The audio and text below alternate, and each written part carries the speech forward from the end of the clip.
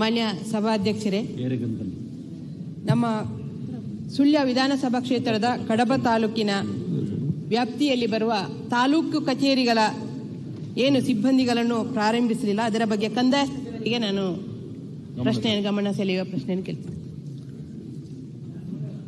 ಮಾನ್ಯ ಅಧ್ಯಕ್ಷರೇ, ಅವರು ಕಂದಾಯ ಇಲಾಖೆಗೆ ಸಂಬಂಧಪಟ್ಟ ಹಾಗೆ ಕೇಳಿದರೆ ನಾನು ಸ್ಪಷ್ಟವಾಗಿ ಉತ್ತರ ಕೊಡ್ತಾ ಇದ್ದೆ.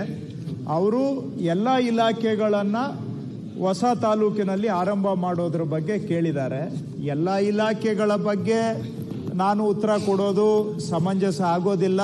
ಅದು ಮುಖ್ಯಮಂತ್ರಿಗಳು ಕೊಡಬಹುದು, ಇಲ್ಲ ಅವ್ರ ಪರವಾಗಿ ನಾವು ಕೊಡ್ಬೋದು. ಆದರೆ ಬೇರೆ ಇಲಾಖೆಗಳದ್ದು ನಾನು ಜವಾಬ್ದಾರಿ ತಗೊಂಡು ಉತ್ತರ ಕೊಡೋದು ವ್ಯವಸ್ಥೆಯಲ್ಲಿ ಸರಿ ಹೋಗೋದಿಲ್ಲ ಅಂಥೇಳಿ ನಾನು ಇದನ್ನು DPR ಮುಖ್ಯಮಂತ್ರಿಗಳ ಕಡೆಯಿಂದ ಉತ್ತರ ಕೊಡಿಸ್ಬೇಕು ಅಂತ ನಾನು ಅಧ್ಯಕ್ಷರಲ್ಲಿ ಮನವಿ ಮಾಡಿದ್ದೇನೆ. ನಮ್ಮ ಇಲಾಖೆಗೆ ಸಂಬಂಧಪಟ್ಟ ಹಾಗೆ ಹೇಳೋದಾದರೆ, ಹೊಸದಾಗಿ ರಚನೆ ಆದಂಥ ಸುಮಾರು 64 ತಾಲೂಕಿನಲ್ಲಿ ಇನ್ನು 49 ತಾಲೂಕಿಗೆ ಕಚೇರಿಗಳು ನಾವು ಸ್ವಂತ ಕಟ್ಟಡ ಕಟ್ಟಲಿಕ್ಕೆ ಆಗಿಲ್ಲ. ಇವೆಲ್ಲ ಹೊಸ ತಾಲೂಕುಗಳು ರಚನೆ ಆಗಿ 6 ವರ್ಷ ಆದರೂ ಕೂಡ 14 ಕಚೇರಿಗಳು ಮಾತ್ರ ಸ್ವಂತ ಕಟ್ಟಡವನ್ನು ಪಡ್ಕೊಂಡಿದ್ದಾವೆ. ಇನ್ನು 49ಕ್ಕೆ ಸ್ಯಾಂಕ್ಷನ್ನೇ ಇಲ್ಲ.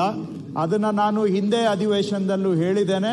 ಬರುವ 3 ವರ್ಷದಲ್ಲಿ ಬಾಕಿ ಇರುವ 49 ತಾಲೂಕಿಗೂ ಸಹ ತಾಲೂಕು ಆಡಳಿತ ಕಚೇರಿಯನ್ನು ಮಾಡುವಂಥದಕ್ಕೆ ನಮ್ಮ ಸರ್ಕಾರ ಬದ್ಧ ಇದೆ. ಈ ವರ್ಷ ಮತ್ತು ಮುಂದಿನ 2 ವರ್ಷದಲ್ಲಿ ಯಾವ್ಯಾವುದು ಹೊಸ ತಾಲೂಕಾಗಿದೆ, ಬಾಕಿ ಇರುವಂಥದ್ದರಲ್ಲಿ 49 ಉಳಿದಿದ್ದಾವೆ. ಅಷ್ಟು ತಾಲೂಕಿಗೂ ಕೂಡ ನಾವು ಮಾಡಿ ಕೊಡ್ತೇವೆ. ಅದೇನೇ ಸವಾಲು ಬಂದರೂ ಪಕ್ಷಾತೀತವಾಗಿ ಹೊಸ ತಾಲೂಕುಗಳಿಗೆ ತಾಲೂಕು ಆಡಳಿತ ಭವನವನ್ನು ಕಟ್ಟಿಸುವಂಥದ್ದು ನಮ್ಮ ಜವಾಬ್ದಾರಿ ಇದೆ, ಮಾಡ್ತೇವೆ. ಸಿಬ್ಬಂದಿ ನಿಯೋಜನೆ ಮಾಡೋದು ಕೇಳಿದ್ದಾರೆ. ನಮ್ಮ ಇಲಾಖೆಯದ್ದು ನಾನು ಈಗ ರಿಕ್ರೂಟ್ಮೆಂಟು ನಡೀತಾ ಇದೆ. ಅದರಲ್ಲಿ ಆದಷ್ಟು ಸಿಬ್ಬಂದಿಯನ್ನು ಒದಗಿಸುವಂಥ ಪ್ರಯತ್ನ ಮಾಡ್ತೇನೆ ಅಧ್ಯಕ್ಷರೇ. ಮಾನ್ಯ ಅಧ್ಯಕ್ಷರೇ, ಅವರು ಹೇಳಿದ್ದು ಸರಿ. ಆದರೂ ಅವರು ಸೈಟನ್ನು ಎಲ್ಲ ಅವರು ಅಲಾಟ್ಮೆಂಟ್ ಮಾಡಬೇಕಾಗ್ತದೆ ನಮಗೆ ಕಂದಾಯ ಇಲಾಖೆಯಿಂದ. ಈಗಾಗಲೇ ನಮ್ಮ ಕೊಯ್ಲ, ನನ್ನ ಕ್ಷೇತ್ರದ ಕಡಬ ತಾಲೂಕಿನ ಕೊಯ್ಲದಲ್ಲಿ ಪಶುಸಂಗೋಪನಾ ಶಿಕ್ಷಣ ಇಲಾಖೆಯನ್ನು ಈಗಾಗಲೇ ಕಟ್ಟಡ ಕಟ್ಟಿ ಆಗಿದೆ.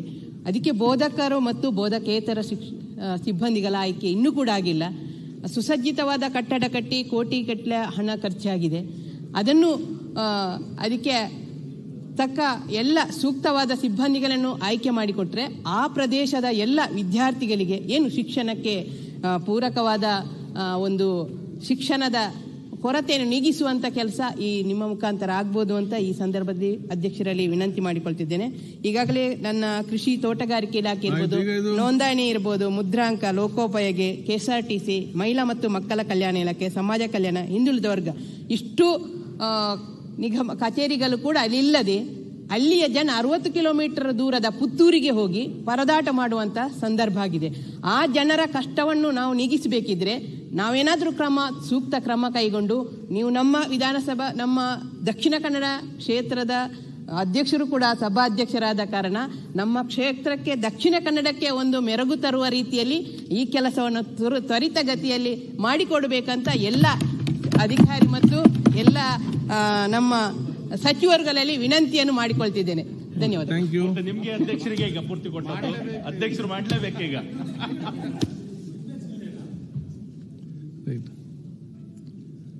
ಅಧ್ಯಕ್ಷರ ಸುನೀಲ್, ಅಧ್ಯಕ್ಷರ ಸೂಚನೆ ಇಲ್ಲದೆ ಸರ್ಕಾರ ಕೆಲಸ ಮಾಡುತ್ತದೆ. ಶರಣಗೌಡ ಕಂದಕೂರ್.